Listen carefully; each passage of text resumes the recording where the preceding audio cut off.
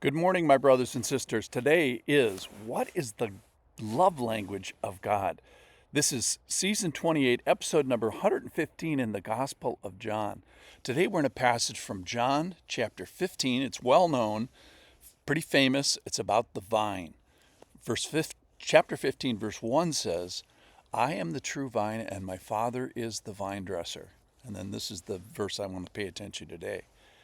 Every branch in me that does not bear fruit, he takes away. And every branch that does bear fruit, he prunes, that it may bear more fruit. So God prunes the good branches, the good people, but the bad ones are taken away. They're rooted up. They're cut off.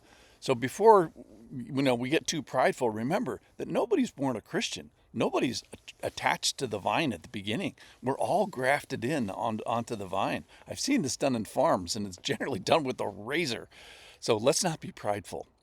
You were attached at great cost if you're a believer. And the response is humility and gratefulness. All right, but the real topic today is pruning, which is cleansing and purifying and sifting out and purging the bad stuff, getting rid of the bad stuff, destroying anything that doesn't look like him, anything that doesn't look Christian. And he can be pleased with the pruning results. So listen to this, write this down. The Lord can be pleased with the person who is pleased to be pruned. The Lord can be pleased with the person who is pleased to be pruned. So if I say to the Lord, I am happy to be under your watchful eye, under your helpful fruit-making attention, I yield to your cutting hand to be more, so I can be more fruitful.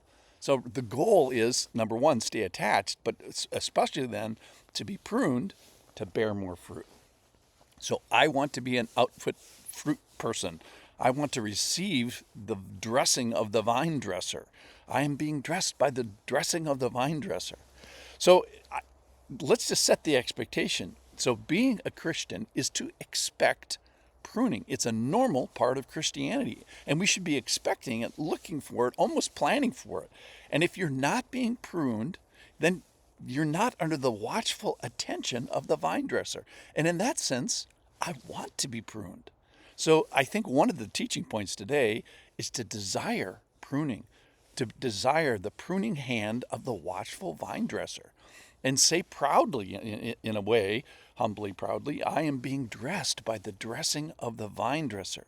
So it's like you show up at church on Sunday morning and you can ask this question, how is the Lord pruning you this week? What hard work, and pruning is always hard, and good work of the Lord is he doing in your life? It's a real question. What pruning happened this week?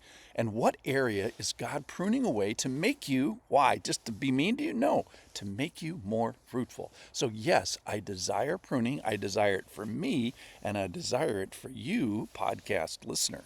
So anybody who says, says about the church, as if the church is full of a bunch of people, a bunch of hypocrites, well, you can be sure that they're not in fellowship. Why is that? Well, because it's only in fellowship that you see the pruning work of God. It's only in that intimacy of rubbing shoulders where you can hear a person say, God cut off something of mine this week. I wrestled about what to do or what to think or how to serve.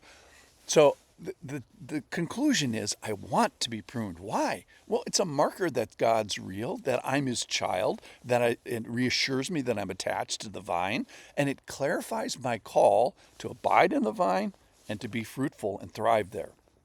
And it reminds me that I'm supposed to be a fruit maker, on task, on mission. And it's a verification that I'm in relationship with him. He cares for me. It's like a parent who is disciplining their child. Any parent that gives their child attention to shed a particularly bad behavior or something like that, there's something worse in parenting than discipline or spanking or pruning. Worse, and I think worse here today for us, would be the Lord's indifference, his apathy, his unconcern. That's the bad thing. So say with me, I want the loving pruning of the Lord. Hebrews 12:6 says, for the Lord disciplines the one he loves, and he chastises every son whom he receives. So discipline, write this down, discipline is a love language of God, and pruning is a love language of God. The corrective chastisement of the Lord is a family activity. Giving discipline is an expression of his love. Proverbs 12:1 then comments on, well, how should I be as a discipline receiver? Listen to this, 12:1 from Proverbs. Whoever loves discipline loves knowledge, but he who hates reproof is stupid. So receiving discipline and receiving well is very important. Receiving the discipline of the Lord is an expression of my love, and the attitude towards pruning, my attitudes towards being pruned, closely correlates to my attitudes toward the pruner. So receiving it particularly well is an act of wisdom, so says Proverbs, and we should want it. We should love the discipline of the Lord. In a sense, we should desire, breathe after it. I'm delighted in the correction of the Lord. That the Lord's discipline endears him to me. So don't be stupid and hate reproof. Don't hate the pruning. Be comforted in it. It's a balm to me. Pruning, write this down. Pruning is a love language of God. And for me, loving the pruning of the Lord is my love language expressed to him. So I love the pruning of the Lord. In a sense, I can't wait to be pruned. The Lord can be pleased with the person who is pleased to be pruned. So one of God's love language is, wait for it, pruning. And one of my love language to God is that I am pleased to be pruned. Thanks for listening.